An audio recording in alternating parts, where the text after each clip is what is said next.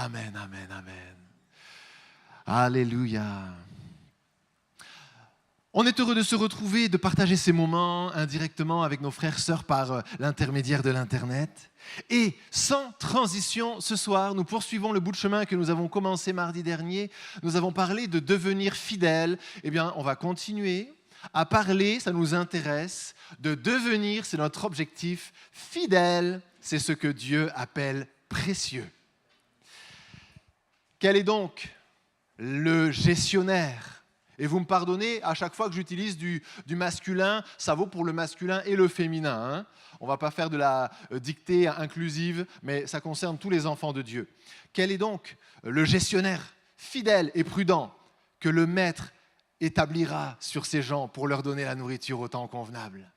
Les gens, c'est une famille, ce sont des voisins, c'est une assemblée, ce sont les enfants dont vous vous occupez un dimanche matin. Quels sont les gens que le Seigneur vous a confiés ? Certainement, il vous en a confiés, sachant que s'il y a des richesses, aux yeux de Dieu, la plus grande de toutes les richesses, ce sont les âmes éternelles qu'il a faites. Quel est donc le gestionnaire fidèle et prudent que le maître établira sur ses gens pour leur donner la nourriture au temps convenable ? Heureux le serviteur que son maître, à son retour, trouvera faisant ainsi. Alléluia. C'est bien, bon et fidèle serviteur. Tu as été fidèle. En peu de choses, je t'établirai sur beaucoup. La fidélité est vraiment une valeur forte dans le regard du Seigneur et pour lui plaire, il ne faut pas seulement que nous l'adorions, que nous chantions des chants en levant nos mains avec tout notre cœur, mais il faut que nous devenions ce qu'il est, car nous ne pouvons pas plus le glorifier et le réjouir qu'en nous laissant transformer à son image. Vous êtes d'accord ? Et il est le fidèle et le véritable. Nous partons de loin en termes de fidélité et d'authenticité. Nous sommes fils du diable à l'origine. Vous êtes d'accord ? C'est biblique ça ou pas ? Et le Seigneur a dit, vous avez pour père le diable, le père du mensonge. Et c'est loin de toute la vérité, l'authenticité qui caractérise Dieu. Mais nous prenons là où nous en étions, il nous a déjà amenés là où nous sommes et il veut nous amener là où il est, semblable à lui.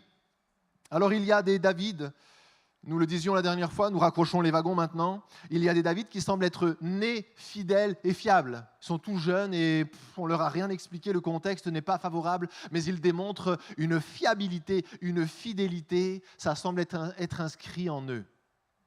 Et on peut les jalouser. Mais il y a aussi des Onésimes. Et Paul écrit à Philémon et il plaide en faveur d'Onésime. Onésime était un esclave à cette époque-là, un esclave de Philémon. Philémon était un chrétien, il avait des esclaves et Onésime avait fui le domicile de Philémon et il avait, on ne sait pas exactement pourquoi, mais croisé la route de Paul, il s'était converti et Paul lui dit, celui qui était autrefois inutile, infidèle, pas fiable, la preuve, il a fui, il a abandonné le poste, et maintenant utile, fidèle et fiable. Et Dieu transforme, et Dieu appelle des non fiables et des non fidèles, est-ce qu'on est là ? Et il les transforme, il les amène de gloire en gloire à une fidélité qui lui ressemble. Paul lui-même est parti de là. Il a dit, en se décrivant, Paul, appelé à être apôtre, et puis dans des lettres un petit peu plus tardives, il a dit Paul, devenu apôtre. Paul, apôtre, il l'était devenu entre-temps. Et si nous admettons, mes frères et sœurs, que nous avons été appelés à être fidèles, si nous saisissons cette perspective-là dans la foi, nous le deviendrons par la puissance qu'il a de s'assujettir toutes choses. Amen. Mon caractère m'y porte ou ne m'y porte pas, mais sa grâce en moi me rendra à son image, me rendra comme lui. Alors, on est ce qu'on est, mais par le nom de Jésus, nous devons croire en notre progression possible, au nom de Jésus. Alors, comment devenir fidèle ? C'est la question qu'on se pose ce soir avant de glisser dans la prière. Eh bien, quelques pistes. Préfère être à paraître. Si mon frère, ma soeur, tu veux devenir fidèle, préfère être à paraître. Parce que la fidélité n'est pas un habit qu'on met un matin. La fidélité, c'est une caractéristique de cœur. Et on ne peut le devenir que si on souhaite l'être. Si quelqu'un souhaite seulement être appelé fidèle pour avoir comme une médaille de plus, on va passer à côté de quelque chose.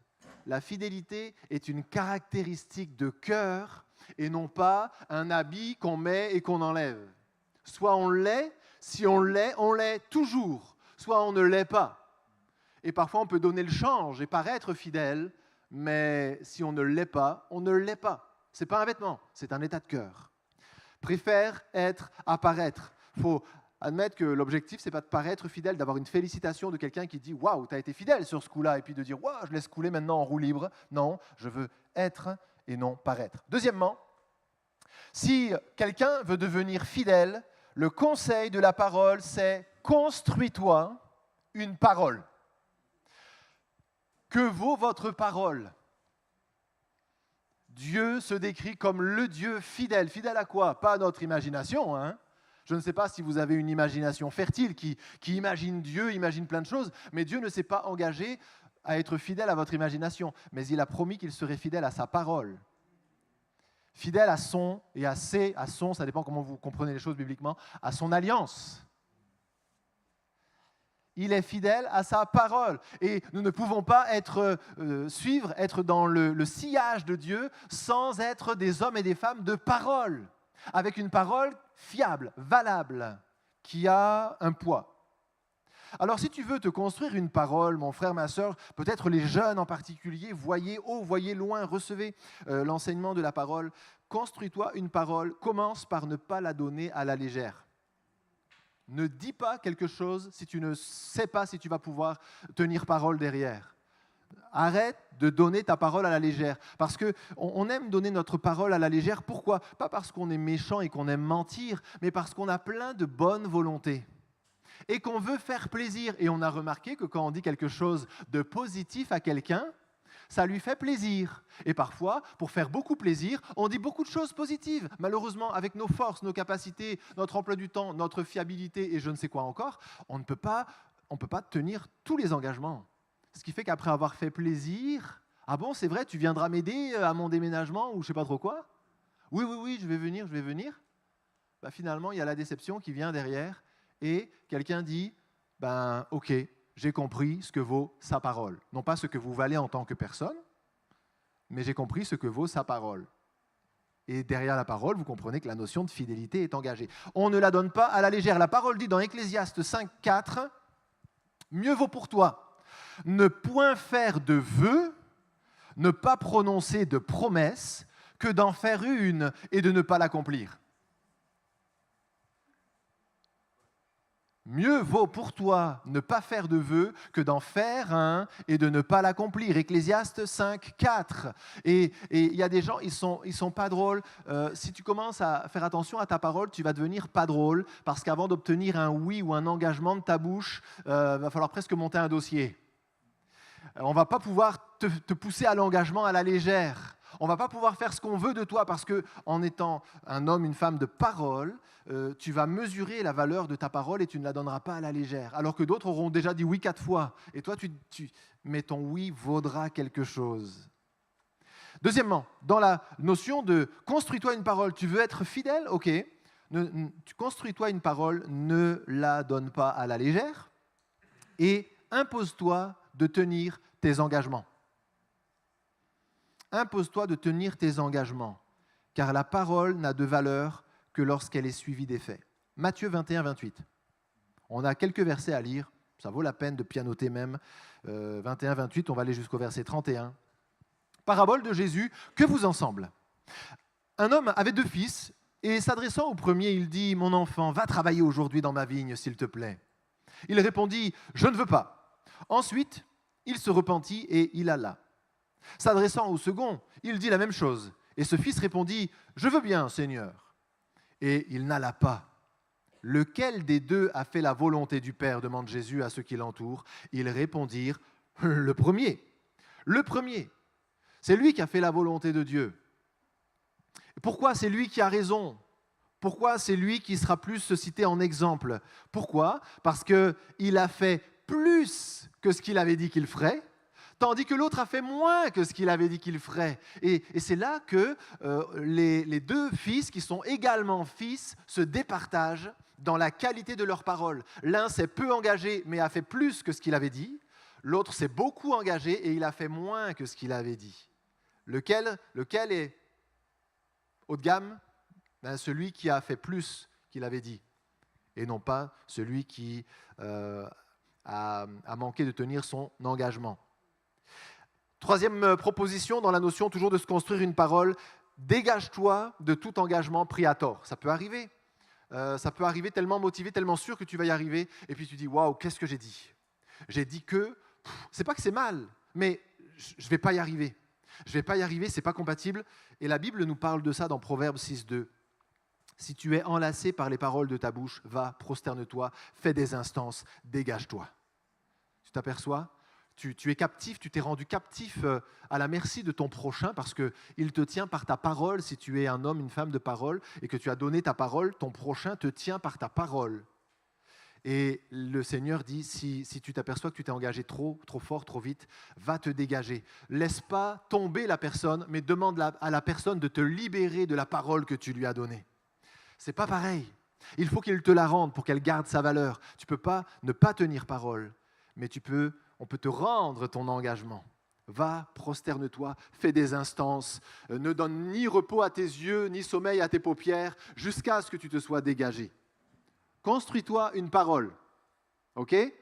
Tu ne la donnes pas à la légère, tu tiens tes engagements, et quand t'en prends de mauvais, tu vas te dégager de ton engagement, et tu ne dis pas juste « moi j'irai pas, et puis on verra ce qui arrivera », tu honores la parole donnée.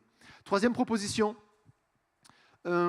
regarde loin et haut si tu veux être fidèle. Regarde loin et haut, c'est l'exemple qu'on a dans la Bible. Pourquoi regarde loin et haut ? Tu ne peux pas être fidèle ici-bas si tu n'as pas les yeux fixés sur le ciel. Et le ciel, par exemple, c'est loin et haut, pas vrai ? Regarde loin et haut. Pourquoi tu ne peux pas être fidèle ici-bas si tu n'as pas les yeux fixés sur le ciel ? Parce que la fidélité ne paye pas toujours ici-bas. Des fois, tu es fidèle ici-bas et tu es déçu ici-bas. Tu es fidèle ici-bas et tu es abandonné ici-bas, déçu par toi-même, déçu par les autres, etc. Donc, ça ne paye pas toujours la fidélité ici-bas. Déçu d'un résultat. Parfois, tu es fidèle et le résultat, c'est que tu es abandonné. Parfois, tu es fidèle et le résultat, c'est que tu es fatigué, tu es usé. Tu es usé parce que tu as été fidèle. Alors, si tu cherches un salaire instantané, si tu cherches un salaire ici-bas, parfois, à l'encaissement, tu es déçu. Ça ne paye pas toujours ici-bas. Mais si tu regardes loin et haut, tu ne seras pas déçu, car il est le rémunérateur. Le rémunérateur. Car leurs œuvres les suivent. Alléluia. Regarde loin et haut. C'était Jésus, l'histoire de Jésus nous montre ça. Si je prends la parenthèse de la vie terrestre de Jésus, quel est l'avantage pour lui d'être venu sur la terre ? Il n'y en a aucun. Il y a quelques moments où, oui, Jésus tressaillit de joie par le Saint-Esprit, etc. Oui, c'est vrai. C'est vrai. Mais il y a les moments où Jésus est saisi par l'angoisse, où il apprend, il est soumis à l'apprentissage de choses qu'il doit apprendre parfois jusque par la douleur. Il apprend l'obéissance par les choses qu'il souffre, jusqu'à la mort de la croix. Il est trahi par les siens, il n'est pas reçu par les siens. On crache sur celui qui les a guéris. Les hommes et les femmes crachent sur celui qui les a guéris. Ils se moquent de lui, ils lui ôtent la vie. Si je prends la parenthèse terrestre de Jésus, ça ne valait pas la peine de venir. Mais Jésus, déjà sur cette terre, mettait tout son cœur dans chaque journée à servir, à aller chercher ceux qui n'avaient pas encore entendu la bonne nouvelle, à guérir les malades, à délivrer les captifs. Et lorsqu'il a dû donner quelques explications, il s'est adressé ainsi à ses disciples et il a dit « Voici, prenez cette coupe, ceci est mon sang, le sang de l'alliance, versé pour beaucoup pour le pardon des péchés. Je vous le dis, je n'en boirai plus je n'en boirai plus jusqu'au jour où j'en boirai du nouveau dans le ciel. » Et Jésus était capable d'être fidèle ici-bas dans une vie qui ne rapportait pas gros clairement, parce qu'il avait lui aussi les yeux fixés loin et haut, là-haut. Un jour, ça va faire mal dans peu de temps. Jésus savait que la Pâque, le temps où il devait être livré, approchait. Mais il contemplait avec ses disciples lorsqu'il partageait la coupe. le moment où il serait « J'en boirai du nouveau avec vous dans la présence de mon Père ». Si tu veux être fidèle, tu es obligé de regarder loin et haut. Déjà longtemps avant Jésus, c'est comme ça que Moïse avait connu le succès. Pour être fidèle, comme il est décrit dans Hébreux 11, pour être fidèle dans toute la maison de Dieu et pour renoncer au trésor de l'Égypte, Moïse s'est appliqué à garder les yeux fixés sur la rémunération. Eh oui, rémunération céleste. La Bible en parle assez clairement. Rémunération céleste. Ne cherchons pas les rémunérations terrestres. Si vous avez quelques encouragements, prenez-les, mais que ce ne soit pas votre objectif. On doit s'encourager les uns les autres, mais ce n'est pas notre nourriture et ce n'est pas notre objectif. Notre objectif doit être céleste. Sinon, à un moment, on va se décourager. On continue ? Un autre conseil pour ceux qui veulent devenir fidèles, prends un engagement. Il n'y a pas de fidélité sans engagement. Tu ne peux pas être fidèle tout en étant fidèle à rien. On a besoin d'un lien, d'un repère, d'une référence pour pouvoir parler de fidélité. La notion de fidélité est toujours liée à un engagement. Fidèle en amour. Fidèle, la fidélité conjugale. Il y a un engagement qui est passé entre un homme et une femme et ils demeurent fidèles l'un à l'autre. Et la fidélité vient en rapprochement avec l'engagement pris initialement de fidélité, justement, de consécration l'un à l'autre. On est fidèle en amitié. On est fidèle au poste, à une tâche. On est fidèle dans une collaboration, etc. Mais il y a toujours, quand on veut garantir ou donner une valeur à la fidélité, il y a toujours une référence à un engagement. Donc, si tu veux être fidèle, bonne idée, prends un engagement. Prends un engagement de service, peut-être, de manière à ce que tu sois contraint et que sous une contrainte adaptée, il faut y aller de manière adaptée, il faut grandir dans la fidélité, mais vis-à-vis de quelque chose de contraignant, on va pouvoir dire, oui, il a pris un engagement, il a tenu son engagement, et c'est pour ça que je dis, il est fidèle. S'il n'y a pas d'engagement, je ne peux pas le dire. Un engagement de présence, un engagement de service, un engagement de fiabilité. À chaque fois que mon nom va paraître sur Eliakim, je serai là. Je serai là. Vous allez pouvoir compter sur moi. Dieu lui-même a démontré cette fidélité par rapport à ses engagements, fidèle à ses promesses. J'ai promis que, et ma fidélité va se démontrer par rapport à mon engagement de promesse. Je me suis révélé, fait connaître comme Dieu, comme ci et comme ça. Et je vais être fidèle à la révélation que je vous ai donnée de moi-même. Conseil suivant, ne contourne pas la difficulté. Vous savez, chaque qualité, chaque fruit de l'esprit est fait pour vaincre une difficulté. Par exemple, la soumission, elle est faite pour surmonter le désaccord. On surmonte le désaccord dans la soumission les uns aux autres. Okay ? L'humilité est faite pour battre en brèche, surmonter la fierté ou l'orgueil qui peut se présenter dans chacun de nos cœurs. Et l'humilité, elle est là pour contrer la fierté ou l'orgueil. La soumission est là pour contrer l'effet que pourrait avoir le désaccord. Eh bien, la fidélité, elle est faite pour surmonter la difficulté ou la durée. C'est une difficulté, la durée. Faire une chose bien une fois, c'est une chose, mais faire la même chose bien toujours, c'est autre chose. Ne contourne pas la difficulté. Elle va arriver, elle doit arriver, c'est la difficulté qui va éprouver ta fidélité. Tu vas aller dans un service et puis on va tellement te faire un bon accueil parce que dans les services de l'église, il y a un super accueil à chaque fois, les frères et sœurs sont charmants, qu'au début, il va y avoir une sorte de flamme d'engouement et on va t'encourager et ça va te nourrir. Mais au bout d'un moment, on ne va plus te dire « Waouh, c'est génial, tu as servi le café et tout compte ici, mais tu as servi le café, c'était vraiment génial. » On ne va plus te le dire parce qu'au bout d'un moment, c'est normal. Et puis, il va falloir quand même se lever à la même heure, même quand on te dira plus « t'es génial, depuis que tu es là, tout a changé et tout ça ». Il va quand même falloir se lever à la même heure. Il va falloir être là. Quand le chauffage n'aura pas fonctionné et qu'il fera 11 degrés dans l'espace d'accueil, il faudra quand même être là. Et là, il n'y a plus les violons, le vent dans les cheveux, tout le romantisme qui fait que la scène est touchante émotionnellement. Tu seras juste là avec tes 11 degrés et personne. Et c'est là que la fidélité s'exprime et se démontre. La tentation, à ce moment-là, peut se manifester, la tentation de se retirer. Ah, ben, puisque c'est comme ça, je me retire. La tentation de te retirer apparaît pour finalement laisser le sale boulot aux autres. Ça va être qui les autres? Vous avez une idée? Ben, les autres, ça va être les fidèles. Les fidèles qui, même lorsqu'ils sont abandonnés par ceux qui pensaient être fidèles, mais finalement, quand il fait 11 degrés et il n'y a plus personne, vont quand même venir. Quand ce n'était pas leur tour, parce que ceux qui sont venus à 11 degrés sont partis, bah eux, ils vont venir d'urgence pour que le poste soit occupé, pour que le service soit rendu, parce que c'est un service que derrière les frères et sœurs, on rend pour le Seigneur, on rend au Seigneur. Et finalement, à chaque fois que quelqu'un se retire par manque de fidélité, la charge augmente sur les fidèles, ce qui fait que l'Église ne tient pas sur les gens de bonne volonté. L'Église ne tient pas sur les gens de bonne volonté. L'Église et l'œuvre du Seigneur en général tient sur les gens fidèles. C'est pourquoi le Seigneur dit, quel est donc le gestionnaire fidèle et prudent que le Maître établira? Est-ce que tu seras? C'est ce gestionnaire fidèle dont le Seigneur a besoin. C'est ça que Dieu cherche. Pas des grandes paroles et peu de résultats.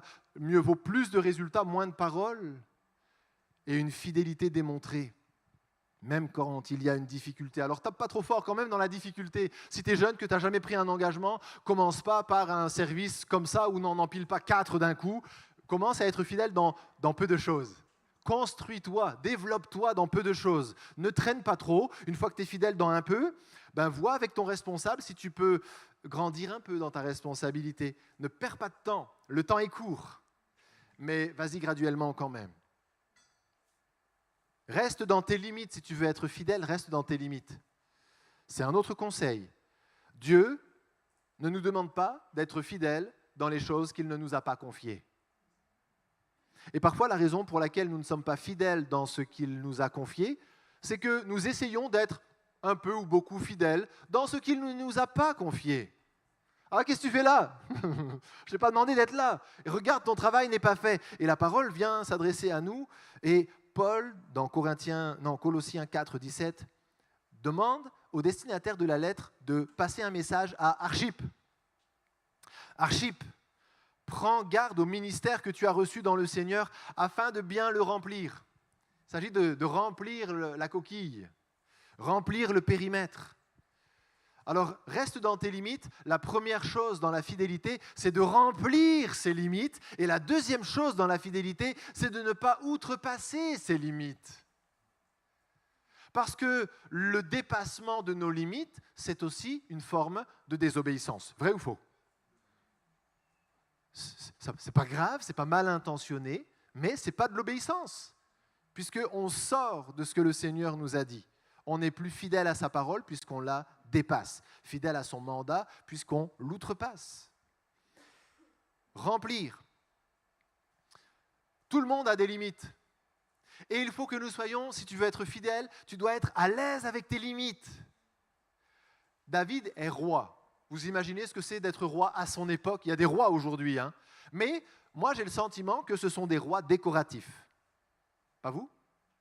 Ils sont décoratifs. C'est un symbole, c'est une culture, c'est un faste, mais il ne règne pas sur beaucoup de choses, les rois et les reines.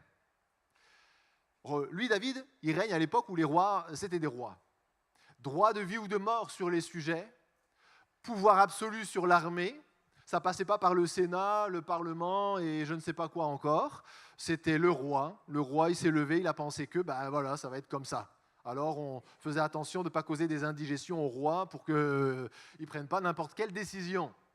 Et pourtant, David qui est roi, à une époque où le roi a tout pouvoir, clairement, David écrit dans l'un de ses psaumes, « Je ne m'occupe pas », psaume 131, « Je ne m'occupe pas de ce qui est trop élevé pour moi ». Mais David, t'es roi. Normalement, tu n'as pas de limite, toi. C'est toi qui définis ton limite. The sky is your limit. Le ciel est ta limite.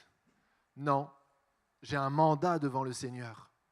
Et je ne m'occupe pas, tout roi que je suis et tout ça, je ne m'occupe pas des choses trop élevées pour moi. J'ai des limites et je veux respecter les limites.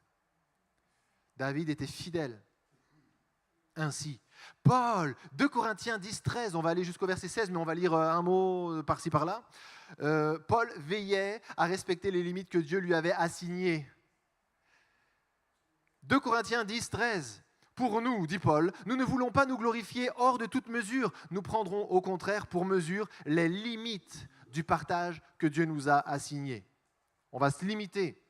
Verset 14, nous ne dépassons pas nos limites. Verset 16, sans nous glorifier de ce qui a été fait dans les limites assignées à d'autres. Ça, c'est, je respecte la limite des autres. Moi, je remplis bien mon ministère. Je souhaite que les autres aussi soient fidèles, encouragés, bénis. Mais je ne dépasse pas mes limites pour déborder sur celles des autres. Si tu veux être fidèle, il faut aussi composer avec la notion de limite et s'épanouir dans ces limites.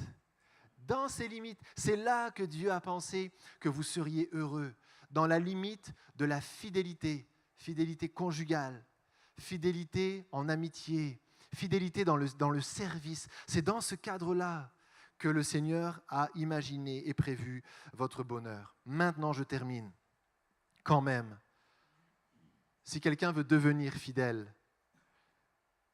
il va falloir peut-être un jour ou l'autre, supporter le rejet.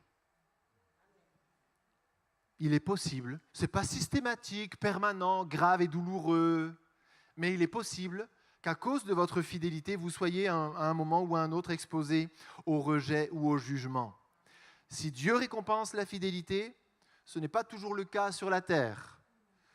Avez-vous vu ce que la fidélité de Daniel lui a valu ? Il était, comment on appelle ça, intègre, irréprochable. Et son intégrité, sa fidélité dans toutes ses voies est devenue insupportable à ses 120 collaborateurs, gouverneurs centraux du royaume, enfin de l'empire littéralement. Et il est devenu insupportable, et puisqu'ils n'ont pas pu le coincer avec des lois qui existaient, ils ont créé une loi qui n'existait pas pour le coincer. Pourquoi ? Parce que Daniel n'était pas assez comme eux. Eux n'étaient pas fidèles, ils étaient juste en train de naviguer en eau trouble en permanence. Et parce que Daniel ne naviguait pas en eau trouble, il était, par sa simple présence, alors qu'il n'était pas là pour accuser, mais pour servir, il était comme un doigt pointé devant le visage de chacun des satrapes. Sa probité le rendait insupportable. Et on a mis en place une loi pour le faire tomber, pour obtenir sa condamnation. Parce que une grande vérité demeurera toujours, c'est que ceux qui sont fidèles ne sont pas toujours populaires, en particulier auprès de ceux qui ne le sont pas. Et on est dans un monde qui n'est pas franchement marqué par la fidélité. Et certains vont apprécier, ils vont vous dire « Waouh, toi tu es fidèle, mais j'en croise trop peu des gens comme toi. » Mais d'autres vont vous haïr à cause de votre fidélité. N'imaginez pas que le salaire va vous être versé ici-bas. Vous allez, si vous êtes fidèle et donc différent, plus semblable à Christ et donc différent des enfants de colère, comme les appelle la Bible, ben vous allez parfois être rejeté. Ceux qui veulent croître fréquentent ceux qui ont de l'avance sur eux, mais ceux qui aiment la petitesse les dénigrent. Ceux qui veulent croître fréquentent ceux qui ont de l'avance sur eux, mais ceux qui aiment la petitesse les dénigrent. Et il pourra vous arriver d'être dénigré. Vous savez comment on appelle ça en psychologie ? On appelle ça de la dévaluation réactive. C'est-à-dire que quelqu'un a été exposé à une qualité chez quelqu'un d'autre, chez vous, supérieure à la sienne, une qualité quelle qu'elle soit, en l'occurrence la fidélité. Et parce que la démonstration d'une fidélité supérieure met en évidence la fragilité de sa fidélité, il ne résiste pas comme pour se défendre, et ce n'est pas toujours pour détruire, mais pour se défendre, pour répondre à un mal-être, un malaise, un complexe. Il ne résiste pas à la tentation de vous humilier, de vous abaisser. Par exemple, vous jouez à la pétanque avec quelqu'un. Vous voyez, on est sur un exemple vraiment estival, tranquille. Vous jouez à la pétanque avec quelqu'un, et là, en moins de deux, il y a quelqu'un qui a une sorte de talent, il sent tout venir, il identifie les reliefs, la présence de cailloux, il sait faire tourner la boule même après qu'il l'ait lancée et tout ça, et il vous met une raclée. Il vous met une raclée, et puis vous, bien sûr, vous auriez aimé gagner, même si vous n'êtes pas compétiteur dans l'âme, à fond, vous auriez aimé gagner, mais vous n'avez pas gagné, l'autre a gagné, et vous partez en disant, ouais, On voit bien les chômeurs ici, hein, on voit bien les vacanciers, ceux qui n'enlèvent pas une. Parce qu'on ne peut pas être bon à la pétanque quand on bosse beaucoup. Et vous commencez à démonter la personne qui a gagné et à attaquer peut-être sa façon de s'impliquer dans le travail, d'être besogneux ou pas, parce que vous n'avez pas digéré la raclée que vous avez prise. De la dévaluation réactive. On a besoin d'abaisser quelqu'un parce que sa hauteur nous humilie. Et au lieu d'être inspiré par sa hauteur et de s'élever à sa hauteur, on veut le faire descendre à la nôtre. Dévaluation réactive. Distance, moquerie, critique, parfois jusqu'à la méchanceté. Les satrapes ont été clairement méchants puisqu'ils ont voulu obtenir un arrêt de mort contre Daniel. Si vous élevez votre niveau et le niveau général par votre fidélité, ceux qui ne veulent pas que le niveau s'élève ne vous aimeront pas. Et comme vous serez une cause d'élévation, ils vont chercher à vous abaisser pour que le niveau reste à leur hauteur. Vous le vérifiez peut-être dans le milieu professionnel. Ce sont des choses qui arrivent. Alors, si vous voulez être fidèle, il ne faut pas oublier que vous aurez peut-être à supporter le rejet. Alors, conclusion, le Seigneur se montre à Ésaïe et il dit « Hey, qui se lèvera et qui marchera pour nous ?» On a besoin d'hommes, de femmes fidèles. Est-ce qu'il va y en avoir dans ce lieu ce soir? Est-ce que, alors qu'on peut fermer nos yeux, peut-être on peut avoir un accompagnement musical quelques instants? Est-ce que des jeunes, des hommes, des femmes qui veulent s'offrir comme des gens fidèles, Seigneur, je suis ce que je suis, mais je veux adopter l'objectif de la fidélité ce soir, je veux m'offrir, te dire, me voici, Seigneur, en l'état, mais forme-moi et envoie-moi. Seigneur, je veux adopter la valeur de la fidélité ce soir. Est-ce que des hommes et des femmes désireux de devenir plus fidèles, des jeunes qui mesurent toute leur fragilité, mais qui ont la foi en un Dieu qui peut les rendre fidèles, veulent se lever ce soir pour dire, Seigneur, me voici, envoie-moi. Alléluia. On peut se lever. Ceux qui veulent encore s'offrir, veulent aller plus loin, veulent dire, Seigneur, j'ai admiré des choses, mais je m'aperçois que ce que toi, tu valorises, c'est la fidélité. Et je te prie de m'aider. Je te prie de m'aider. Je mesure toute mon infidélité. Je mesure toute mon insuffisance. Mais je te prie, rends-moi fidèle. Aide-moi à accepter mes marques d'infidélité sans avoir besoin de démonter les autres, de dénigrer les autres, de me moquer des autres, de critiquer les autres. Je suis ce que je suis et tu sais ce que je suis. Que me sert de critiquer d'autres autour de moi? Seigneur, tu sauras toujours ce que je suis. Ma seule solution ce soir, et c'est la solution que j'embrasse, c'est de me laisser élever par toi à un niveau que dans ma chair et dans mes efforts humains, je n'ai pas su atteindre. Seigneur, je veux être fidèle.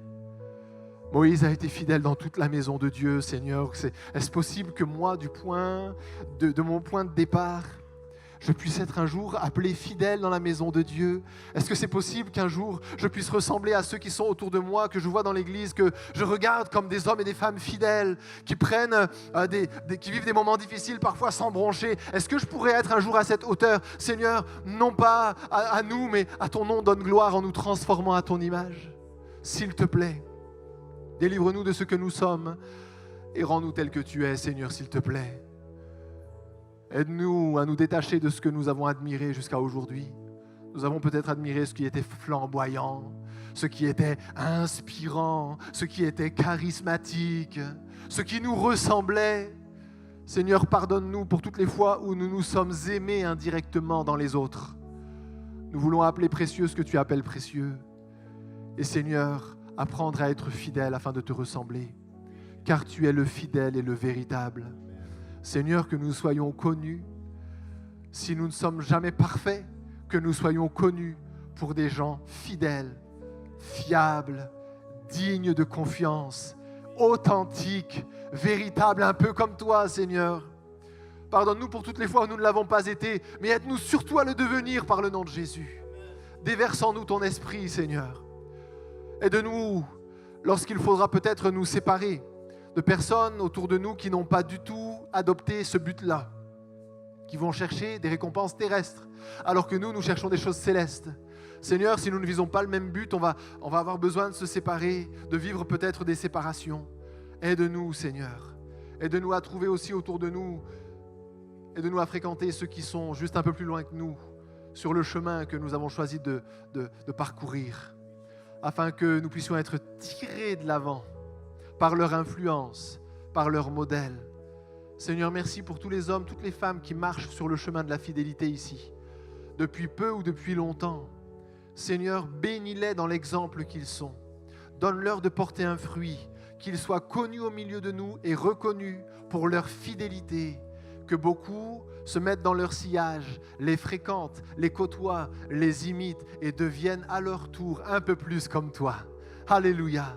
C'est notre prière, Seigneur, ce soir, que tu acceptes l'offrande de ce que nous sommes en l'état et que tu nous transformes en des hommes et des femmes fidèles qui vont être utiles à ton royaume. Seigneur, nous voulons entendre un jour, c'est notre ambition, nous voulons entendre un jour de ta bouche ces quelques mots sortir. C'est bien, bon et fidèle, servante, serviteur, tu as été fidèle. Merci Seigneur. Reçois l'offrande de nos vies, de nos cœurs. Et aide-nous, Seigneur, lorsque la pratique va venir cette semaine ou dans les temps qui viennent. Aide-nous lorsqu'on va aller rencontrer un référent de service pour dire « j'aimerais servir ». Lorsqu'on va prendre un engagement, lorsqu'on va être un peu impressionné, aide-nous à ne pas nous laisser décourager, mais à y aller en croyant que celui qui vit en nous est fidèle et que sa fidélité se manifestera. Dans le nom de Jésus, Amen.